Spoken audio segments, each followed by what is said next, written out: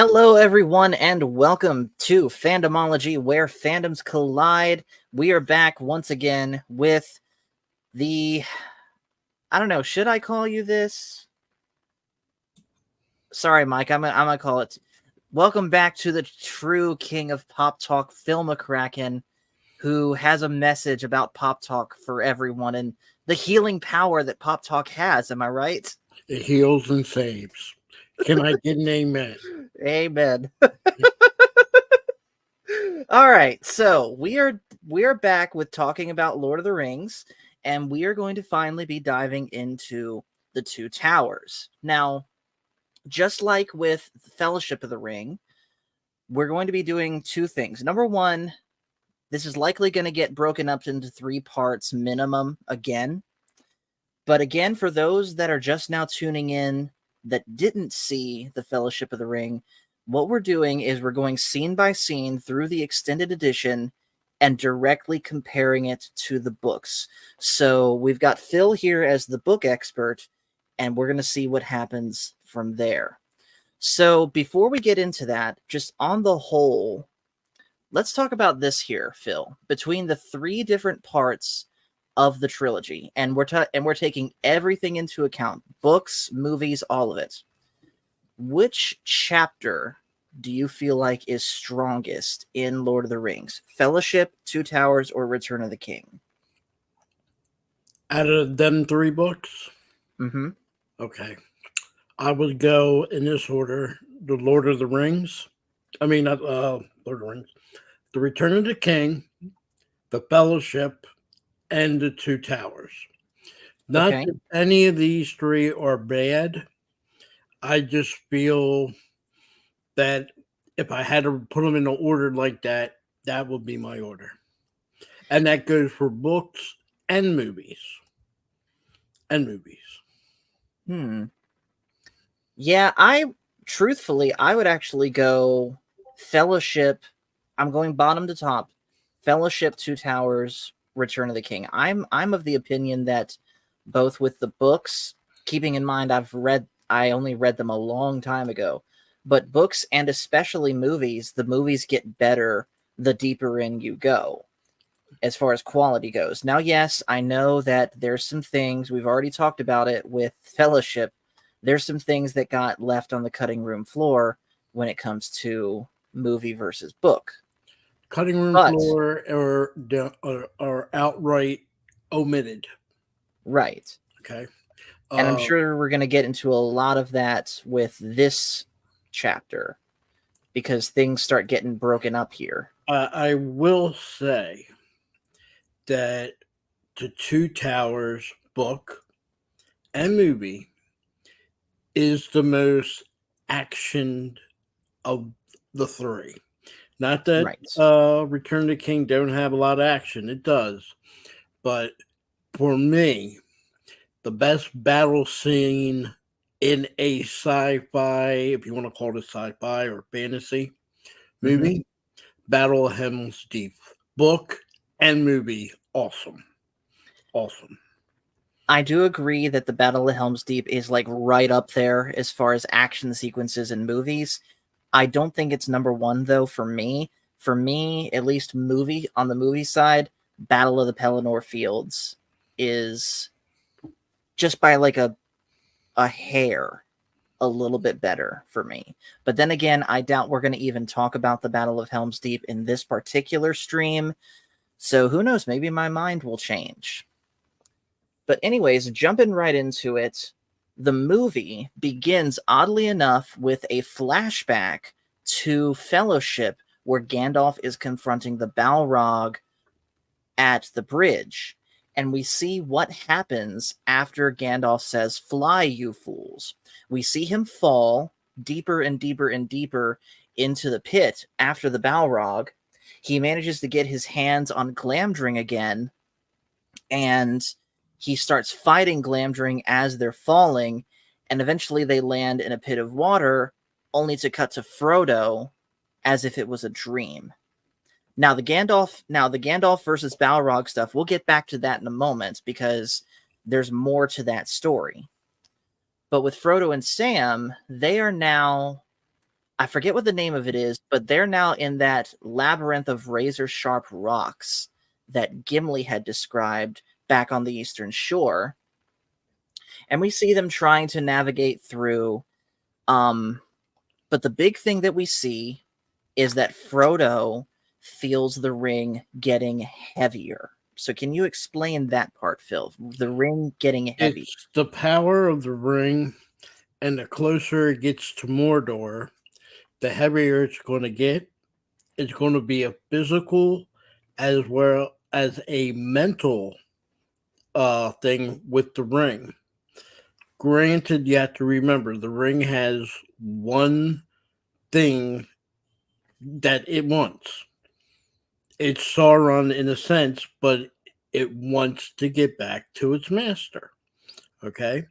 With other people, it has fallen off at bad times when the ring determines it's time for the ring, we'll call it him, but the ring decides to leave a person.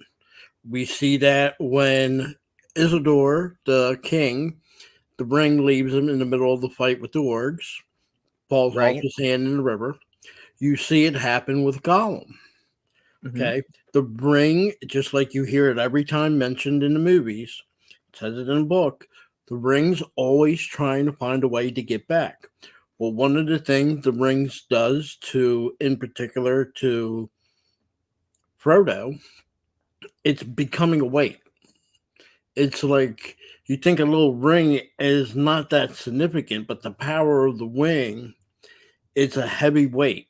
So it's draining him, but it's also a physical drain. It's doing the Right. mind, body, and soul. That's the best way to put it. Like we even see like the fullest extent of that in the next movie.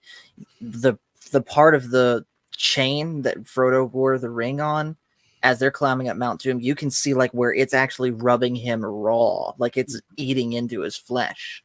Right. Like I said, the ring knows it wants to get away. It can't get away. So it's doing the only thing it knows what to do, but become a heavy physical burden. So, and it shows you the ability that maybe a human, an elf, or a dwarf couldn't do this. That a hobbit has the ability to, even though it's very difficult for it, but the hobbit seems to have the better chance of withstanding the power of the ring. Right. And it proves it by his uncle had it for so long. But mind you, with his uncle, it didn't become a heavy weight and burden like it did for Frodo, because the ring's not stupid. It knows it's taking him to Mordor. The ring has, I don't want to say thoughts of its own, but it's not dumb to realize that if they're taking it to Mordor, it's not taking them to give it back to Sauron. So I would say, in a sense, the ring knows that Frodo is going to try to destroy the ring. Exactly. So as they're going through, eventually they make camp for the night. Earlier in the day, Frodo and Sam were talking about where they were heading, how there was a nasty bog nearby, but somehow Frodo was able to sense that they weren't alone. And we see indeed that they were being followed, because while they're making camp, Gollum climbs down the side of the cliff trying to ambush them, taking the ring back, but they manage to get the jump on Gollum, have a bit of a wrestling match with him, and ultimately subdue Gollum, with Frodo drawing Sting and pointing it at his throat. And I like how I really like this scene, because I said it before in the last streams with Fellowship. One of my biggest complaints with these movies is how they made Frodo weaker than perhaps he should have been. Like, I get it, he's burdened down by the ring, and we're going to see that more and more going further, but he doesn't get very much,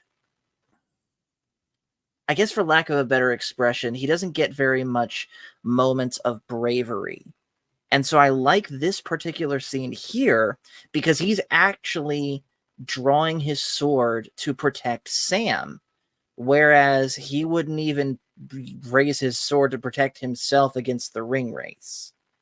So what's your take on that, Phil?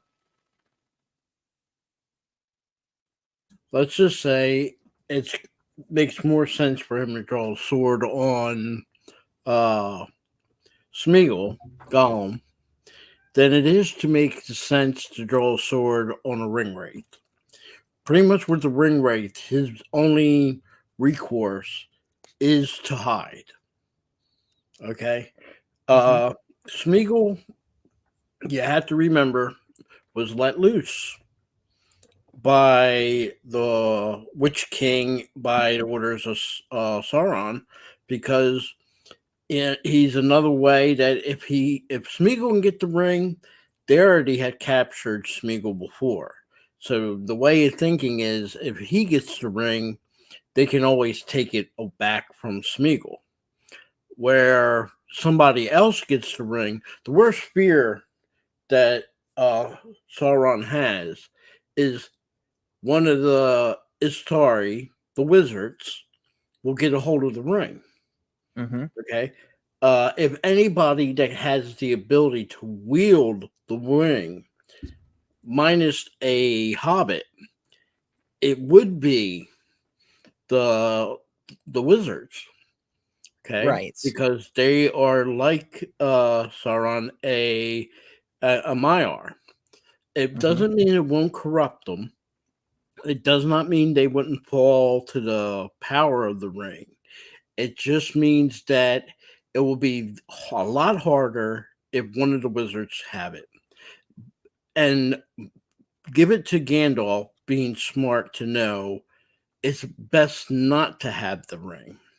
Okay? Remember the big plan that they had before they had the meeting of Rivendell. The big plan was to follow the order of the White Council, and that was Saruman. And the plan was, if the ring was to show up, all right, according to him, and you have to remember, he's misleading the council because he's trying to find the ring for himself. Right. But his thing is, oh, we really shouldn't worry about the ring because it probably went from the river to the sea. It's lost forever. Okay. And when it's not in the movie, but it is in the book, at Rivendell, when they had the big meeting, there was a plan of taking the ring and throwing it back into the ocean. You know, they really thought about that. But then again, they figured the only solution is to destroy it. There wasn't even talk, it wasn't really a serious talk about sending the ring over to Valinor, to the Undying Lands, to the to Manwë and them. But then that was also shot down. The only solution is to destroy the ring, and the ring. Let's just say it ain't dumb to realize what they're trying to do. But that's me implying it. That's not in the book. That's not in the movie. I'm just saying the ring itself, to me, knows there's nothing good coming by giving a hobbit the ring to take to Mordor. So, yeah. Yeah, and by the way, in case you didn't see what happened last night with Baron's stream, for whatever reason, StreamYard's being stupid with me. I reset my router. I know I've got good connection on my internet, but for whatever reason, StreamYard, the site, keeps crashing on me. So that's why I got booted there. It's probably not going to be the last time. I hope it doesn't happen again. But there may be some times, Phil, that you've got to carry the stream until I can get back in. No problem. No problem. So go ahead. Sorry, go ahead. So yeah, after they subdue Gollum, they tie him up with the elvish rope, and of course he's pitching a fit about it because something about the elvish rope is like super duper uncomfortable to him, saying the rope's burning us, the rope's freezing us. Okay, it hurts. It in, hurts us precious. in the book earlier, Gandalf and Aragorn go hunting for Smeagol. Eventually, Aragorn does capture Smeagol, Mm-hmm. and it takes 30 days from where he captures him to take him to Mirkwood. Okay. Mm-hmm.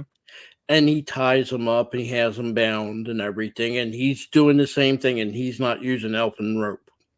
It's just more mental thing with the Gollum that he doesn't like to be tied up.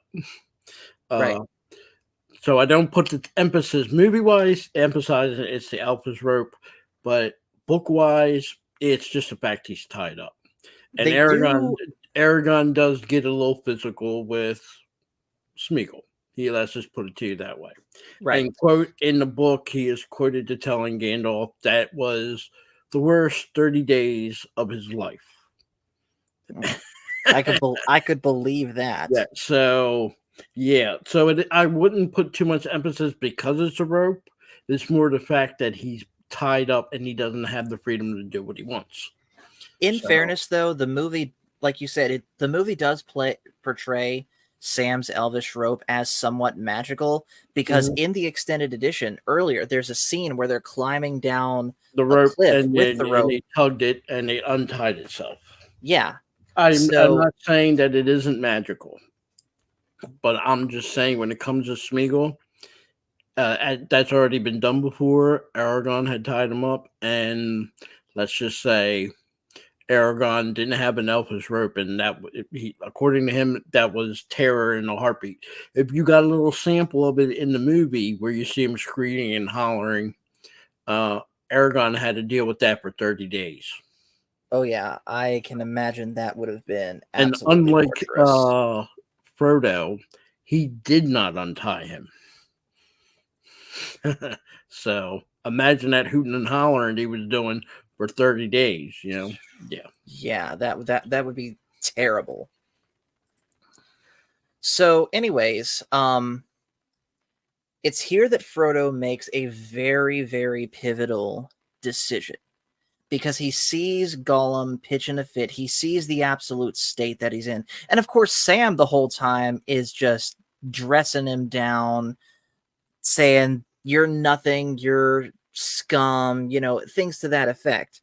And Frodo says, maybe he does deserve to die, but now that I see him, I do pity him, which is a callback to the conversation that Frodo was having with Gandalf deep in Moria, where Gandalf was saying it was pity that stayed Bilbo's hand, and that many live that deserve to die, and many die that deserve life. Can you give that to them, Frodo?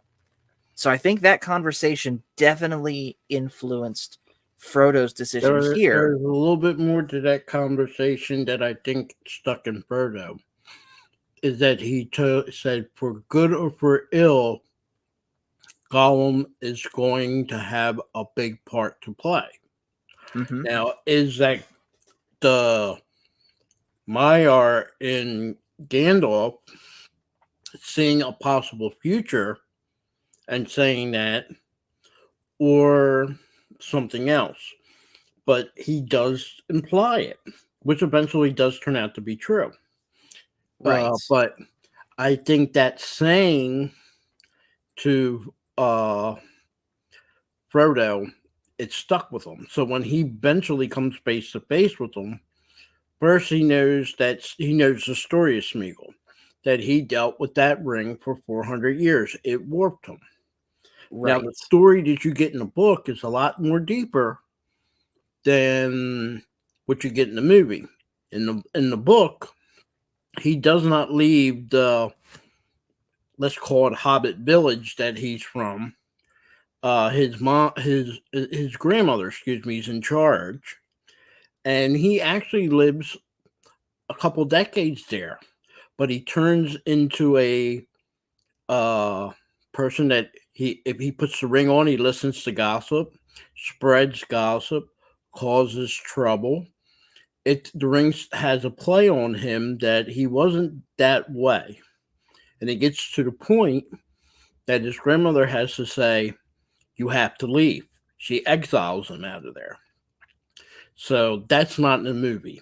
Only thing you see him is he gets upset because he killed his cousin, and then he goes off into the mountains. That's not how it plays in the book. He lives a little while in the town where he's from, Hobbit Town, but it's not Hobbit Town, but it's like it. Right. And his grandmother eventually says, "Look, we can't deal with you. You're just too much trouble. Go." And he has nowhere to go, and he follows the river to the source, and the source is where Frodo eventually finds Gollum under Goblin Town. You mean Bilbo? Bilbo, excuse me, Bilbo. Yeah. So that's a change right there. That's not. It's in the book, not in the movie. Would have been Right. good. It wouldn't have added that much extra time to have showed that, But let's move on. We'll go next to what the next scene. Of course. So after this, Frodo, of course, agrees. Well, first off, let me say this: Gollum is like hardcore appealing to Frodo's pity, saying, "Let me go, let us go, precious, and we'll do whatever you want. We'll take you to Mordor. Quote, we swear on the precious." And Frodo says, "Okay, you've been to Mordor before. Lead us to the Black Gate." And so they release Gollum. And of course, Gollum's running ahead, but he's having an inner monologue with himself. "I don't want to do this, but we promised. But Mordor's scary, yada, yada, yada." But eventually, Gollum holds true to his word and leads them on. Then the scene shifts to Merry and Pippin with what's remaining of that Uruk-hai band that attacked the Fellowship on the Eastern Shore. And again, Merry and Pippin are being taken to Isengard because the Uruk-hai believe that they are the two that have the ring that Saruman is looking for. Sauron doesn't know how many hobbits are in the group. Right. Right. His orders to his Uruk-hai is to bring the hobbits to him. Alive and unspoiled. Right. Now, he's figuring there's two, not realizing there's four. So when they get there two, when they capture them two, you see they didn't stick around. They grabbed them and they start running back towards Isengard. Right. So, because they figured they got who they were supposed to get, end of story, not realizing there's actually four. And And the two two that they actually really had the needed got ring away. are heading to Mordor, and they didn't capture the right ones. So, but Merry and Pippin know this. The Uruk-hai with them don't know this. Right. And that's why you get in that scene where Merry and Pippin are talking, and Pippin tells Merry, "Look, keep your mouth shut, because they think we have the ring, and if they find out we don't, we're dead." Exactly. So, We also see the orcs give Merry some medicine because he was faking like he was that's sick. not medicine. Alcohol, basically. That's not alcohol. What is it? That's blood. What? What do you think? I thought that was some type of alcohol that the orcs were drinking. No, that's blood. Oh my goodness! Wait a minute. Okay then. Let's just deal with this right now, and people try to bear with me, and please excuse Paul here.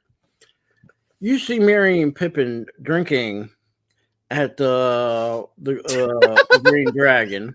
You see I Merry just and Pippin realized that later, too. Oh my god! in the Return of the Kings drinking. Yet when they taste whatever they were given the medicine, they were practically spitting it out. So if that was alcohol, they wouldn't have had a problem with it. I mean, in fairness, I'm sure if the orcs were into brewing alcohol, it would be some bad tasting alcohol because the orcs can't make anything that's actually good. That is watered down blood. They eat raw meat. human, elf, dwarf, anything, meat, they don't Even care. their own, which we see later on. So, yeah, that's blood. Wow, Next time when you watch that scene, look at it's colored for the movie, but look at what the color is. I don't see wine that color, man. That's blood. okay. That's blood water. All right, all right. I get the point. So yeah, I was wrong. But anyways, after drinking that, the orcs realize they're being followed and start moving again, and Mary takes the little leaf pendant he was wearing on his cloak and spits it out on the ground for Aragorn, Legolas, and Gimli to find. So indeed, we cut to seeing them, and we see Aragorn using his tracking skills by laying down and listening to the ground to hear the footsteps ahead. Is that real? Like can you do that in the real world? Lay down on the ground and hear footsteps from like however far ahead? I don't think so.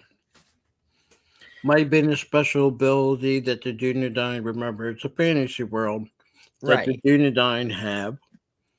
But I would say if there's any realistic, even in a fantasy setting, would be Legolas and his elf eye because he can see far. Exactly. As Which we far as Aragon, yes, he's a ranger. Yes, he has the ability to hunt and track. Can he hear? I would say, unless they were like within 10 feet of him, yeah, he could hear. But other than that, I'm not saying you can hear him 600 yards away. No, no, no. More than likely, he depended on realistic. It was depending on Legolas's elf's eyes.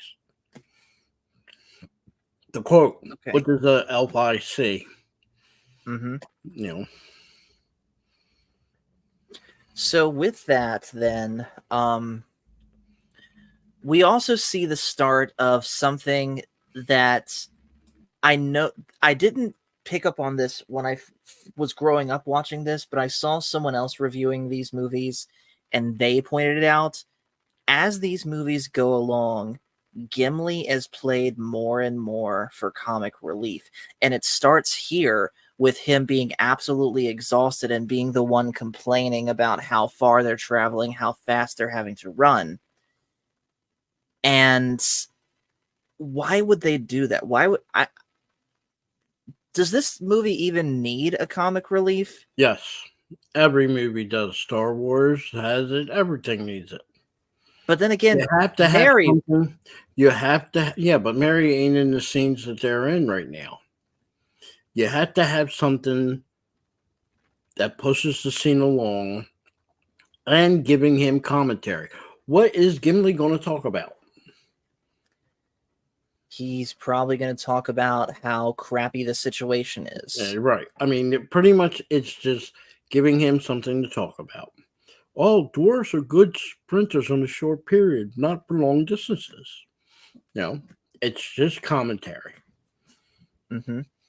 So, did I mind it? No. Yeah, I mean, I guess if someone had to be made the comic relief, I Gimli, mean, fine. you have it in Star Wars. It's there. R2 laughing, C3PO saying something, and Han Solo getting mad. You know, it's there. It's there. Every movie has it. Even when you, I shouldn't say every movie, but most movies, you got to have something to move it along. Even when you watch all the Marvel movies, same thing. They have to have something, language. You know, there's something. There's always something there to move it along. Gives somebody some dialogue that normally in a circumstance won't have dialogue. Right. So then, so continuing on, we see again Aragorn, Legolas, and Gimli giving chase to the band of Uruk-hai. They eventually find the little leaf pendant and realize they're catching up. And eventually, they reach the borders of the land of Rohan. And this is where we get the famous "What do your elf eyes see?" scene. They're taking the hobbits to Isengard. And then we cut to Isengard, and we see Saruman communing with Sauron through the Palantir, and he's narrating basically the fact that he is, as if we didn't know it already through the first book, how he is like 100% on the same page at this point with Sauron, with the goal of overthrowing the world of men. Now, yes, we know that ultimately Sauron wants the ring for himself, and he would backstab Sauron to get that, right? He would like to have the ring. It would help him a lot. But does Sauron need the ring? Not necessarily. Sauron needs the ring because that's part of him. In a sense, it is him. So I would say the one that needs it the most is Sauron. All right. Right. Solomon does not the white or many colors or whatever you want to call them. It would be nice if he had the ring, but he doesn't need to do what he's doing with necessarily having to have the ring. Right. Okay. Just real quick as a side note, by the way, if I get kicked off again on this stream, I am likely going to be completely abandoning StreamYard and moving to a different thing like Restream or something, because this is getting ridiculous. My rules and go home. Oh, yeah. So, anyways, going back to it, we also see something that one of the scenes that they added into the extended edition that wasn't in the first one was the leader of the wild men that used to inhabit the lands of Rohan is standing before Saruman in his throne room, swearing a blood oath that he and his men would fight for Saruman. We also see Saruman talking with one of his orc foremen and talking about how they don't have enough trees to light the fires. And Saruman says, the forest of Fangorn is right there. Go cut that down. And then we get the scene where Saruman is hyping up the wild men to go attack Rohan, which they do, and we see them burn down a village and 2 children escape. So how much of that is accurate to the book? Pretty much most of it's accurate. As far as the wild men, there's a special name for them. I wouldn't say that the Rohan had the people of Rohan had chased them out of their lands, because before Rohan had that land, that was part of Gondor. Mm-hmm. And it was Gondor that chased the wild men past Isengard. All right. So if you had a map of Middle Earth, you would see Moria, and then to the south of Moria, you would see Isengard. Well, in between there, that's where the wild men now live. Now, some of that on the other side of south of Isengard, the Gap that they talk about a lot. Right. Some of that used to belong to the wild men, but I would say if you're going by the history of Middle Earth, the Gondorians chased them out when Gondor gave that for settlement for Rohan. They just kept them out of it. Okay. Right. That could be a play on many historical things in our world, but I'll just leave it at that. So while that happens, we get another scene of Frodo and Sam. They're getting let out by Gollum, and they start making their way. If I'm going out of order here at this point, I acknowledge that. But they start making their way out of the rock maze and into the swamp, into the dead marshes. Now, can you explain what the dead marshes are and who those are under the water that's dead? All right. The Dead Marshes is an area between Mordor, what is now Rohan, and what is now some parts of Gondor. At one Mm-hmm. time, it was desolate land, similar to what Mordor was. And in the Battle of the Last Alliance, that was the scene of the battle. And give it to Tolkien. Anytime a major battle or war happens, he plays on the environment. When you have the end of Morgoth and Breland falls into the ocean, part of Middle Earth, because of the war, it devastated the land so bad that it literally crumbled into the ocean. So you literally lose a third of Middle Earth to the sea after that fight. Well, here, what happens to this solid land, it literally becomes a marsh over time. The land changes. Similar to our world, you know, some places in the world where once was desert is now lush land, where Mm-hmm. some places with lush land is now desert. Well, Tolkien is using this to show that, wars change things and the environment gets affected. So, and you have to remember, there's thousands of years between the War of the Last Alliance to what we're talking about now in the Two Towers. Of course. So, over time, the battlefield turned into a marsh. Those that were buried there, well, their bodies are still there. So, you have elves, men, and even dwarfs, and even orcs. Whoever fell, that's where they stayed. Well, technically now it's a marsh, so now you can actually see the bodies.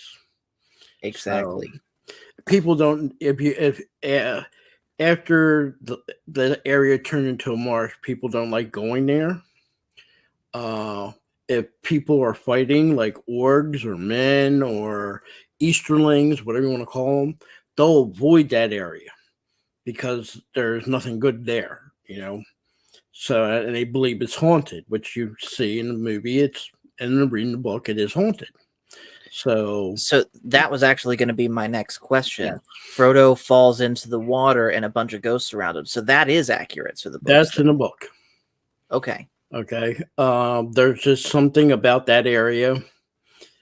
Uh, you know, I'll use it because you're familiar with it. Right. You've been to Fredericksburg. Yes. Okay, so you go to the battlefield. It's all nice and pretty now. Mm-hmm. It's a park. Beautiful. You can have hamburgers, hot dogs, sit there, enjoy the scenery. It wasn't a good place to be when that battle was taking place. So it's a total different environment. Same thing here. Same thing. After the battle, it changed. But during that battle, you wouldn't want to be there if your life depended on it. And days after the battle, probably even weeks or even months after that battle, yeah, all dead bodies, the destruction, dead horses, things rotting, you know, Yeah. people hurt, it doesn't magically get cleaned up. Probably took a couple years before they got that area cleaned up. But Yeah. I mean that yeah, the, so we it's the are same the thing, entire history of that was called Reconstruction for us yeah. in this area. Well, there's a reason why it's called Reconstruction, even though some people use the term differently now. Reconstruction means rebuilding. Mm-hmm. All right, they have a different term for today's, but I won't bring it up now because it's not a good place. The only thing I'm saying is, even when you think of the World War One battlefields, if you went back there 20 years later, the battlefields tend to be cleaned up, towns rebuilt. But if you were there like a year or two after World War One, it was devastating. Right. you know. So And since real quick we're talking about the Civil War, this is just everyone's reminder that Phil is a Yankee. yeah, you sound more like a Yankee I than I do. because my dad grew up around the No, you're DC blue area. belly. No, no, no. Anyways, continuing on. So they they get through the marshes.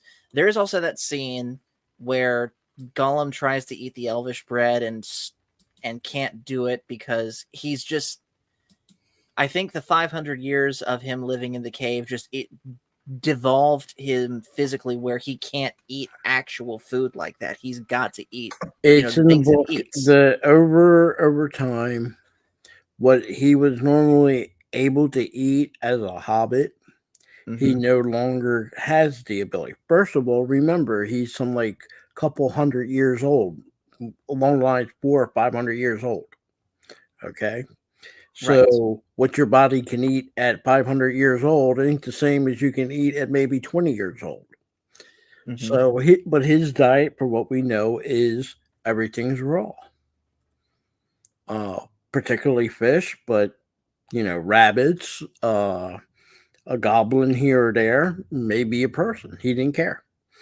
But that's just the normal for any living thing. Look at us. Today, you can eat a big, fat, juicy steak.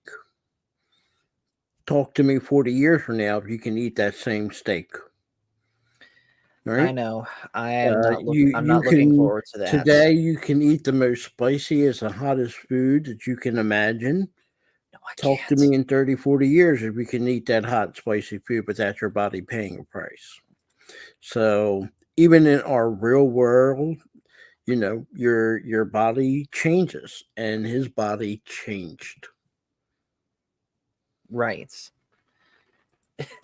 Blazerhawk Darren said, just like Phil, unable to eat a Buster bar. I can eat a Buster bar if I want to, but I'm not crazy about peanut butter. Fair enough. Speaking of peanut butter, by the way, did you know that a spoonful of peanut butter is a cure for hiccups? I learned that from No, Virginia recently. never knew that. Yep. So if you're watching this, guys, next time you get the hiccups, spoonful of peanut butter. It works. So Pop Talks Heals and Saves, and Paul, yeah, he's got natural remedies here. The Exactly. herbologist. Yep.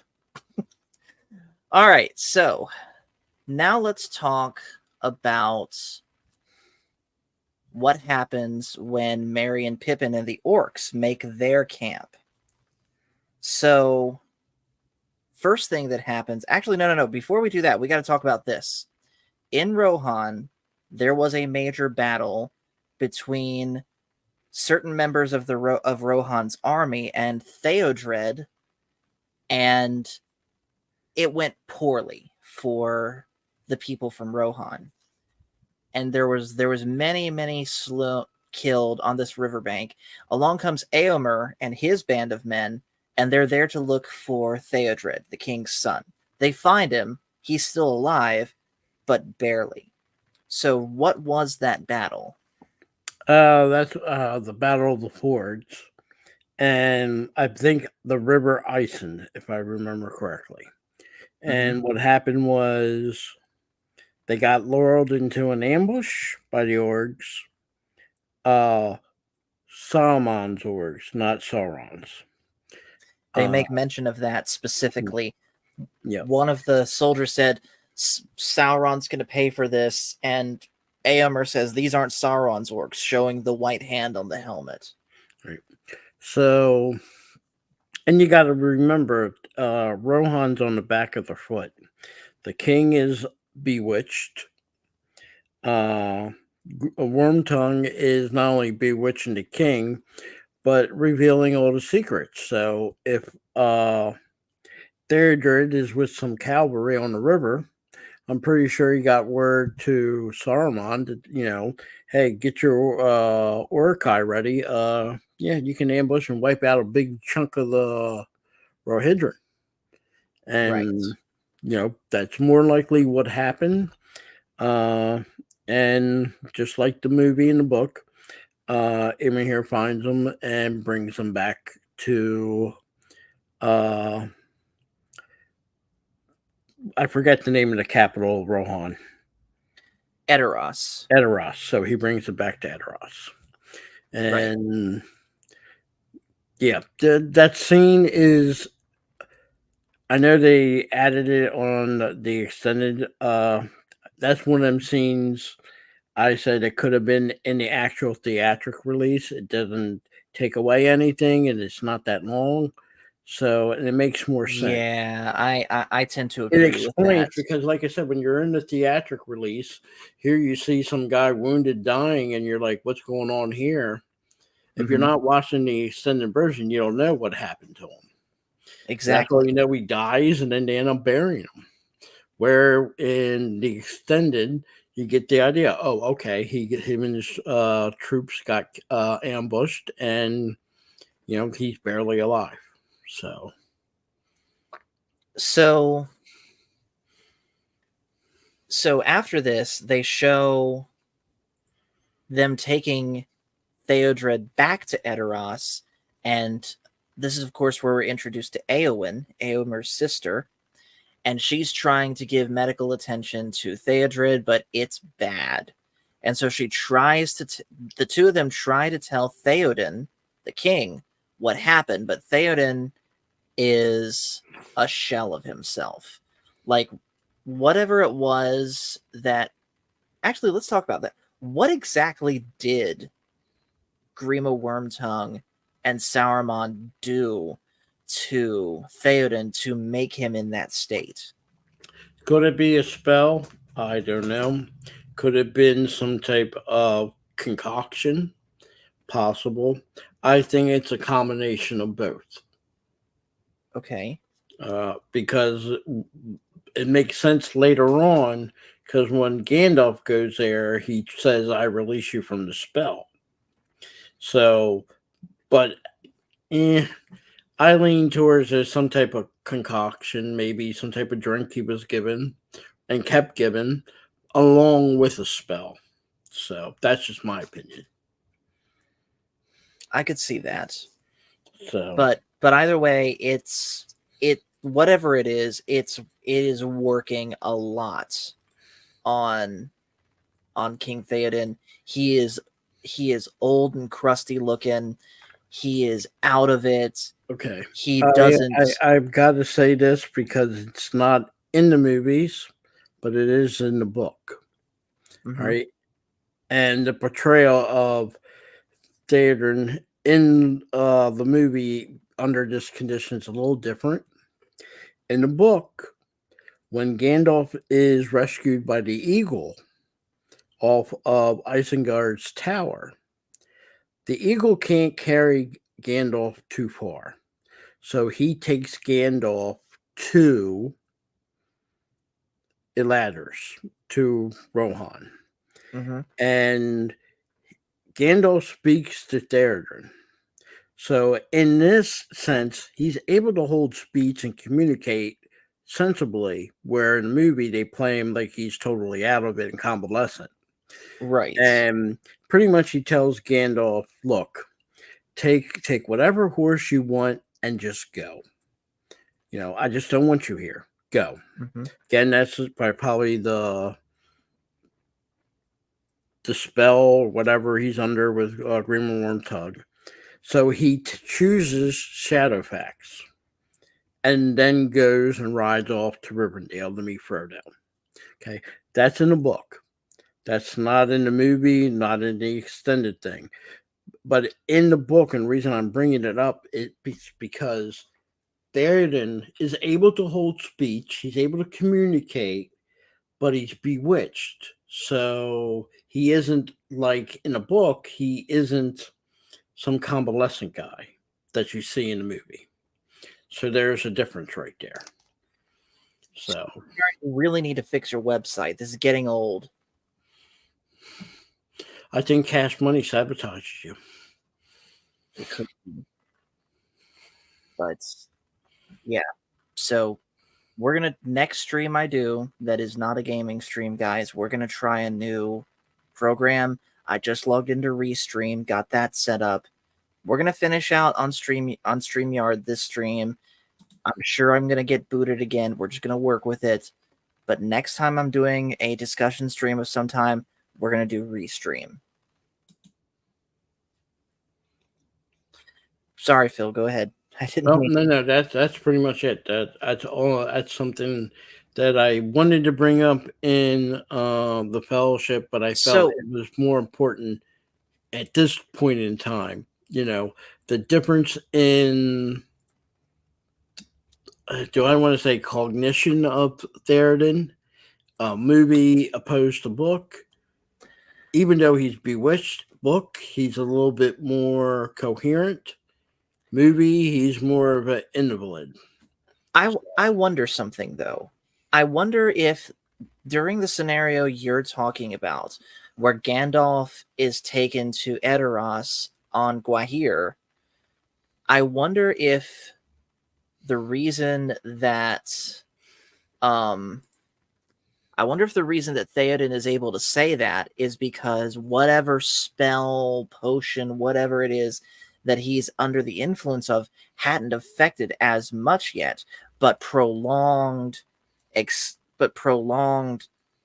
to it has rendered him in that convalescent state that he's in. Not because even in a book, it's kind of implied it's been going on for a while. I know, but then again, how much time passed between when Gandalf well, it has did to that? be a long period because, you know, Sauron is been planning this pretty much since they chased Sauron out of Dungledor during the time of The Hobbit. So that's going on. Let's say, what's that, about 60 years difference or more between the Fellowship and the end of the Five Armies? Yeah. I would say, and Sauron's already made his move to, I won't say join, but kind of make an alliance, say for a good 20 years without most people knowing. Mm-hmm. I would say it's been going on for a good 10 years. Good 10 years, according to my estimation. Could be wrong. My opinion, it's been a while. So, and there's not that much time difference between Gandalf being dropped by the eagle in Isladris and getting Shadowfax, and the time you're seeing in the movie where you're seeing Theoden in the condition that he is. You know, it's not that much time difference. Months, right. Maybe, not years, months. Fair enough. Then I guess that makes sense. Yep. So with that said, whatever the cause is, Theoden is just in a mess now. He's not responding to anyone, and Grima Wormtongue is basically doing all the talking for him. And Grima Wormtongue and his thugs.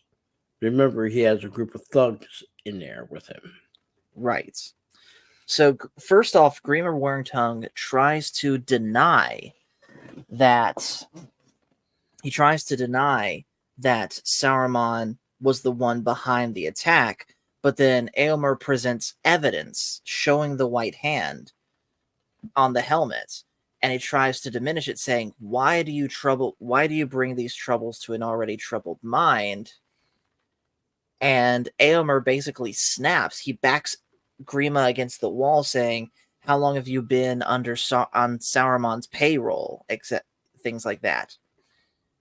But Grima calls his goons to come in and beat up Éomer, saying that you are banished. You and your men are banished from Rohan under pain of death, and shows a piece of parchment that shows Theoden's signature on this order, which I'm sure either A, Grima handed the paper to Theoden saying, hey, sign this, without explaining it, and Theoden didn't know any better, or B, Grima could have just outright forged the signature. But either way, it was made official. Well, I would say personal opinion here. Emir, I can't say his name. Amber? Uh, I felt should have not have confronted Grima Wormtongue without having some of his men backing him up. Right. Yeah, right. That was a bad idea going there by yourself. Uh, but movie wise, get and in a sense we're armchair quarterbacking here, but Mm-hmm. yeah, I'm pretty sure he knew that Grima Wormtongue had thugs.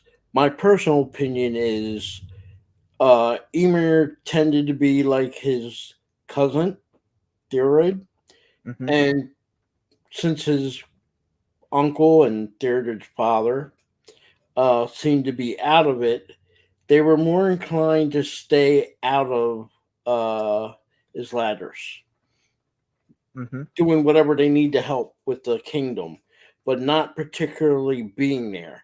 If they were trusting anybody there, they were trusting his sister with the king, but pretty much leaving Grima Wormtongue alone. You know, unfortunately, this brought something to a head because the king's son is dying. So yeah, you know, it's Game of Thrones and a little mini version of it in a sense. Something like that, yeah.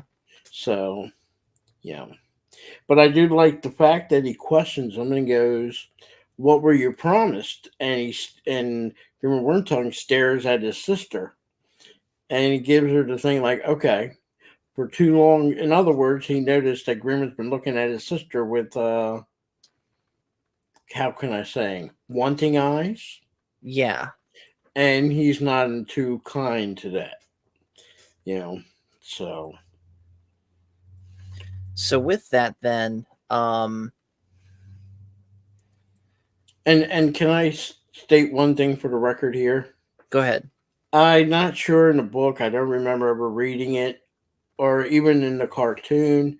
But kudos to the actor that played Grimmer Wormtongue. He had to shave his eyebrows. What? Watch the scenes with him in it. He has no eyebrows. Oh my goodness. I just looked it up. Okay, let me bring this in real quick. Y'all got to see this. Wow. I You knew that something was off about this guy. I never noticed that. Yeah, that was because in the book it's also portrayed that he has no eyebrows. Uh, I guess to give him more sinister. I guess it makes up for it because in Dune '84 he played a character in Dune and he had gigantic eyebrows. So, He played Piter, didn't he? yeah. Yeah, if you look Dune '84 and put that guy's name in there, I forget his name, and you see him, yeah, the character he plays has eyebrows uh, galore. Yeah, it's Okay, hold on. huge. I'm looking him up right now. It's this guy. It has to be this guy right here. Yeah, look at the eyebrows. Yeah, that is wow. So yeah, for And I Dune thought the '84, eyebrows he on had to get Thufir were extra bad. large eyebrows, and in Lord of the Rings, he unfortunately had to shave his eyebrows. That Things you have to that do is for a role. weird. you know. And the funny thing is, there's some scenes from the background, talking about the movie being made, and he was called back because he was done his scenes, but they called him back to do some more scenes for the extended version. In particular, the one where he's on the top of Isengard with Saruman. Mm-hmm. And when he tells his wife, I just got called to go back for a couple shoots back in New Zealand. And she's like, oh no, they're going to have to shave your eyebrows again. So, yeah, poor guys start growing them back only to have them shaved off again. Yeah. Yeah. So all of that finally leads us to the scene where the orcs stop for camp and they've still got Merry and Pippin with them. And this is where the argument breaks out between the orcs and the Uruk-hai as to whether or not it's okay to eat the hobbits. You know, the classic line, we ain't had nothing but maggoty bread for 3 stinking days. And a fight breaks out between the two factions where one of the orcs literally gets cannibalized. Meat's And back on the menu, boys. Yep, they show meat flying. Well, And the hobbits try to go ahead. Well, I'm just when you see that part, you know, they're in today's world you can't say beast, but I'm going to say it. Orgs and orcai, they're beasts. They're just they're it, they're like sharks. Okay, a Mm-hmm. shark's going to bite and is going to eat. That's what they do. They hunt. They eat. That's period. Here they are fighting with each other, and the orcai's like, well, guess what? We can eat the orcs. They didn't care. And the funny thing is, while they're fighting and eating each other, here comes you know who and his men and wipe them out. Exactly. So the hobbits try and get away in this scuffle, but one of the orcs spots them, tries to stab Pippin, but he ends up getting a spear in his side, which somehow doesn't kill him, but we'll get to that later. And in comes the Rohirrim to absolutely slaughter everyone. And it looks like the movie does a fake out on us, where Merry and Pippin are crawling away, but Pippin somehow ends up underneath a horse that's rearing up, and the movie fakes us out that Merry got crushed. And then the next scene is Aragorn and Legolas and Gimli, and Legolas is saying that a red sun is rising, that blood was spilt. And so they continue on. A red sun is setting. He says a red sun is setting. Blood has been spilt this night. Okay. I guess I heard that wrong then, but maybe I got it wrong, but no, I'm pretty sure it is a red sun rises. Go ahead and YouTube it. They don't have a scene on that. Let me look. Okay, yes, it is. According to Goodreads.com, it is a red sun rises. Blood has been spilt this night. So they continue on, and eventually they come to where they eventually cross paths with the Rohirrim. And basically the Rohirrim tell them what happened and how they left no one alive. And of course, this is a severe blow to the morale of the 3 best friends, we're going to call them. The 3 hunters. That's the 3 hunters. Okay, the 3 hunters. And they were benefited because they no longer have to walk and run. That Ymir was nice enough to give them 2 horses. Right. So they go to where the battle in the bonfire had been, and indeed there's nothing left. Important note here, and this is on a real note, serious note. I know exactly what you're talking about. Hugo Morstein does a part where you see on the movie he kicks the helmet. And breaks his big toe. And he broke his toe. Give it to him that he stayed in character and went through with it, even though he breaks his toe. He wasn't supposed to kick it. And I'm guessing he probably thought it was a rubber plot, But no, not it the was real. a real helmet, It wasn't was a it? real helmet. So give it to them. They actually used some real helmets. So I think what he was trying to do is it's not enough for a actor in a scene to show frustration. He has to symbolize it so the person watches understands his frustration. So when you see him do that little growl and does his fist up in the air and then kicks the helmet, if I remember correctly, that's not in the script. Viggo Mortensen actually added, portrayed that part, and Hmm. yeah, breaks his toe, but they actually leave it in the movie. Yeah, So when you just hear like that thunk, you really do hear a metal helmet getting kicked, but also probably hearing part of his big toe getting crunched. right. And let's here and now give that actor some dues. He really gets beat up in these movies. A lot of people get injured too. But Like no, no, he really gets it because he also in this same movie breaks a tooth when in was Two this? Towers. Yes, at the Battle of Helm's Deep, Viggo Mortensen breaks a tooth. Oh my goodness. Yep, they had to take his tooth, took it with them, temporarily super glued it till they could fly him to the nearest town and see a dentist or oral surgeon, whatever, to do their magic for his tooth. Wow. So yeah, this that guy went above and beyond in these movies portraying that part. So He absolutely did.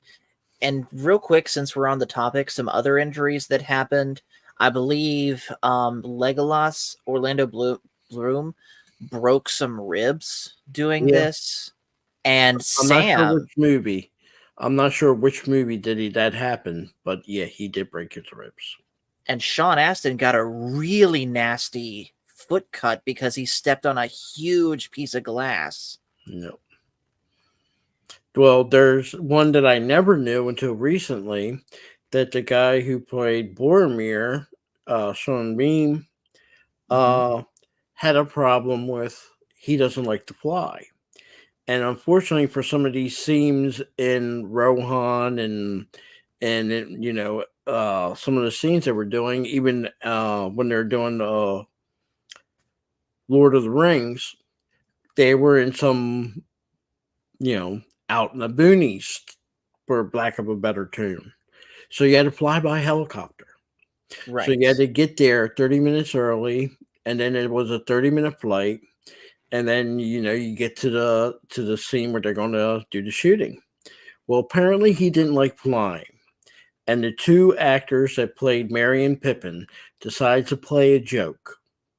And they tell the guy that Sunbeam really likes to fly, and if you can do a little stunts with your helicopter while we're flying there. So here he gets on the helicopter with the guys that play Merry and Pippin, and this pilot's doing these turns and circles and stunts with the helicopter on the way there.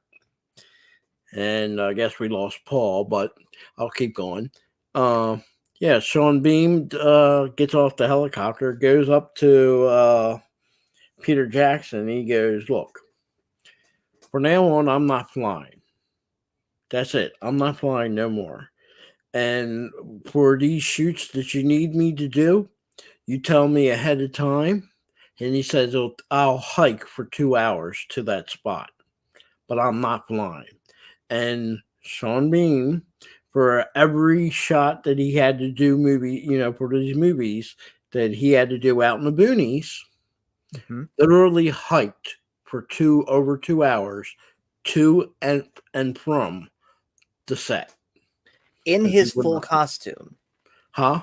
In his full costume, I right? don't think in full costume, but I'm pretty sure he had costume at the site. But if he did it also in costume, God bless the man. But he did Yeah. it. So didn't know that until a couple months ago. So I completely lost my train of thought after that last crash. So anyways, like I said, they get there, the entire place is just destroyed. There's no one left. Everything's burned. Gimli finds amongst the wreckage one of the scabbards for the elvish daggers that Merry and Pippin had been given. And they take that to, and they of course take that as confirmation at the time that they were dead. But Aragorn, with his tracking skills, is starting to pick out like different places in the ground where the hobbits were, showing that indeed they were able to escape the battle into Fangorn Forest. And of course, as he's describing this, we see the scenes play out with Merry and Pippin as he's describing them, like flashbacks. And so when they realized they went into Fangorn, we see the flashback of Merry and Pippin as they're running through. The orc that got the spear in the side is still chasing them. He's still alive somehow. And eventually they climb a tree, only for the tree to wake up and grab the both of them, crush the orc, and ladies and gentlemen, meet Treebeard, the Ent. Voiced by the same actor that voices Gimli. Yes, and he does an amazing job of it, by the way. So, what is an Ent? An Ent is a tree, and they are older than elves. So going all the way back to the first age, probably even longer, say the forming of the world. Mm-hmm. So the Ents were living trees that were able to walk, created by one of the Valinor. I forget her name. She's in charge of animals, birds, plants, and all that type of thing. The Valinor that Radagast actually serves. So when the elves are coming from, when they're first awoken, they come from the east of Middle Earth and they're traveling to the west of Middle Earth. And when they come across the Ents, they help teach them speech. And you hear that from Legolas tell the story that the first elves taught the Ents how to speak. So the Ents have the ability to speak. So, and these Ents, their trees are able to walk, take care of other trees that aren't able to walk, but they are able to still communicate with them. So that's why they're called tree herders. So they are old race. They tend not to get involved in the outside of Middle Earth. They, you know, they don't get involved with the wars of Morgoth and Sauron and all that. So they tend to keep to themselves. Right. So, and Fangor Forest is right there in Rohan, and it's bordered right next into Isengard, Fangor Forest. So. And of course, Treebeard mistakes Merry and Pippin for orcs, and of course, he's angry at the orcs for how they've been just hacking up the forest to continue their war waging.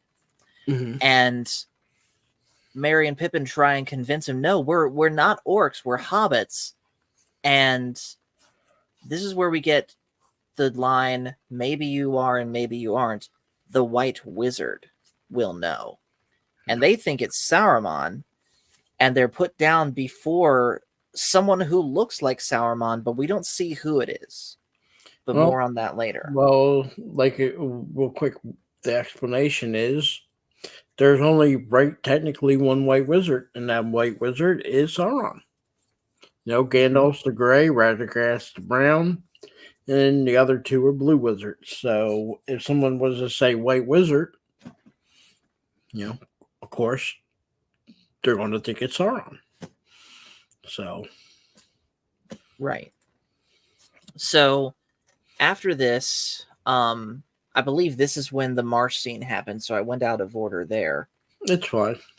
But Aragorn, Legolas, and Gimli eventually enter Fangorn Forest themselves, and Gimli, of course, is really on edge about this because the trees are talking to each other, and he's got his axe up at the ready. Aragorn says, "Hey, put that down." And then they realize that they're being watched, and they turn to try and face the White Wizard. Their attacks literally do nothing to him, and the blinding light parts. Okay, so real quick, I like how they did this. The White Wizard speaks to them while a blinding light is showing. And they And at use the first, voice of uh, Saruman. they use the voice of Saruman, and And then it then morphs it into goes into Gandalf's voice. the guy who plays Gandalf's voice. Mm-hmm. And to their bewilderment, they see Gandalf. And immediately you see Legolas goes down on one knee and asking for forgiveness. The other two are a little bit stunned. There's a reason. The elves, minus people from Middle Earth, the humans, the dwarves, the elves know that's a Maiar. Mm-hmm. Okay? A Maiar. That's like, okay, if you're ranking Middle Earth, there's Eru LOTR, who is God. All right? In that world, that's God. And then you have the Valinor. The Valinor are like archangels. Okay? Mm-hmm. And then you have the Maiar. The wizards are Maiars. They're in disguise as old men, but they are Maiars. Sauron was once a Maiar, just like the wizards were, but he fell. So when Legolas goes down on one knee, it's just no different if you would see an angel. Let's say you've seen an angel and you know he's in disguise. You're still going to, even though you technically shouldn't, show him reverence because that's an angel. Well, Mm-hmm. that's what he's doing. That's why you see him. Immediately we realize, forgive me, because he fired an arrow at him. You know, he didn't know who it was. So that's the whole reasoning behind that. Right. And then he gives them the explanation. In the book, it's different. You have to remember when Gandalf dies, and first let me correct something. Well, You before you see, do that, go ahead. do that, let me explain what happens in the book. That way we have a point of comparison here. So, in the movie, Gandalf says that he fell through fire and water. Quote, from the lowest dungeon to the highest peak, I fought the Balrog of Morgoth.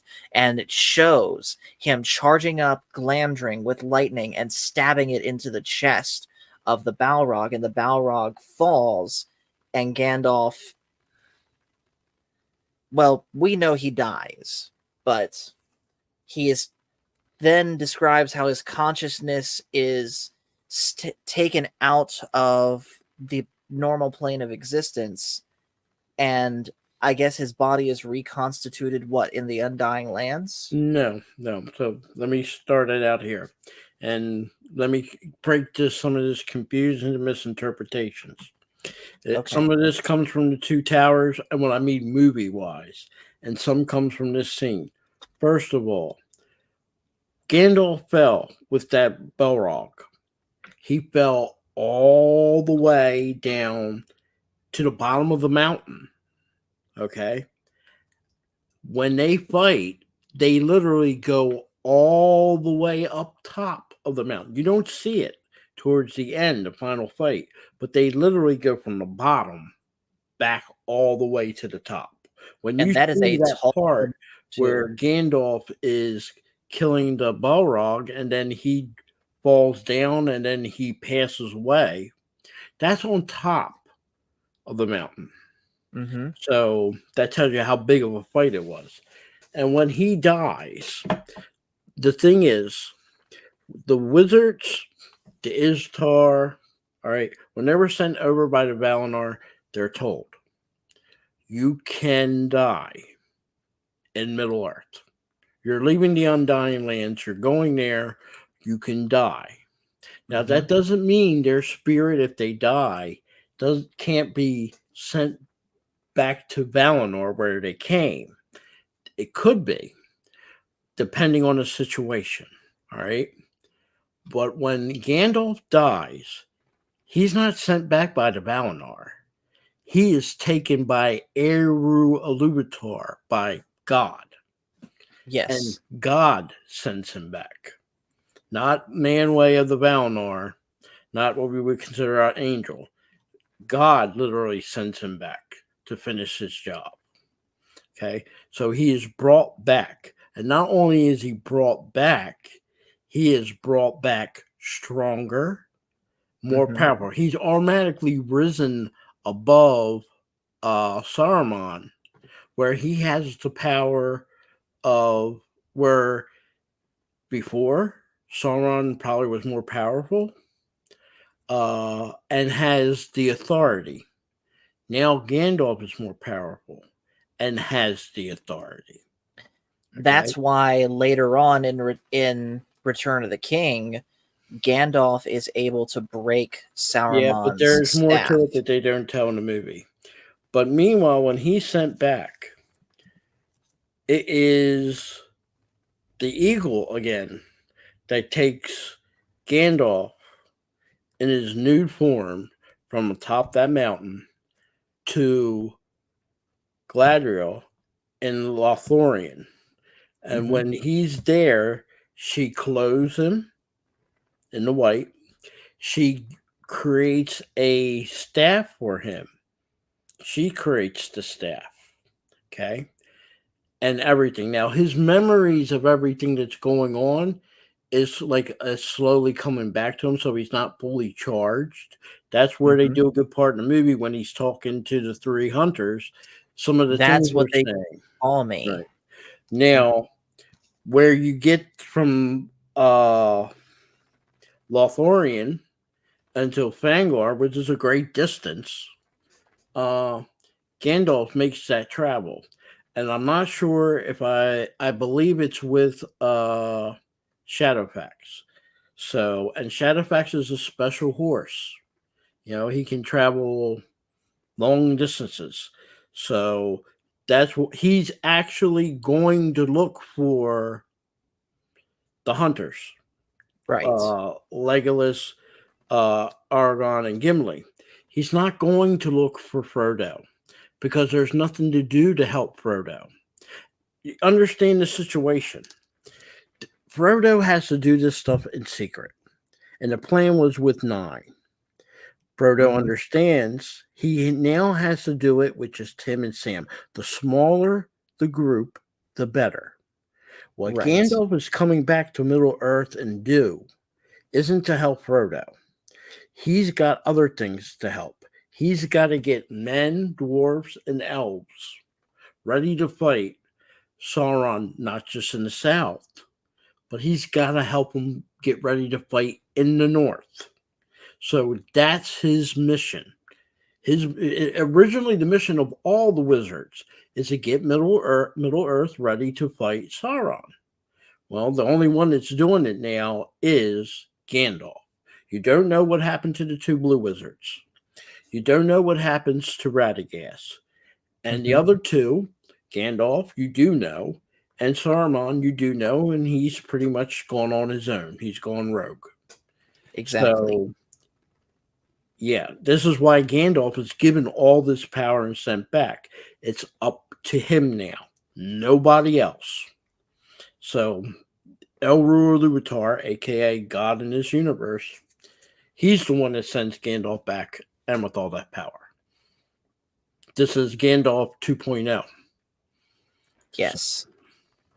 So with that, we're gonna go ahead and cut it here. Um, I'll be honest, I did want to get a little bit further, but I don't want to risk having the stream interrupted again with whatever's going on here. I'm going to reset my router again, make sure it's nothing on my end. But we're going to cut this here. Phil, we'll talk in the background as to when we want to pick up the next part. No problem. But with Hopefully that, guys. Next time you play your internet bill. Yeah. Or blame that gremlin Cash Money for fooling around with your stream. I wish it was that simple. Hello, Anonymous, who says, "Oh, Phil, don't know nothing." You know what I know? I do know that Anonymous has a new honey to-do list he has to work on. Well, anyways, with that, guys, we're going to go ahead and shut it down. So thank you guys for watching. Make sure to hit like and subscribe if you haven't already. And just remember, everyone, the Force is family. Hold on one second. Anonymous, yes. Don't be cheesy. And trying to do something. Smash that like.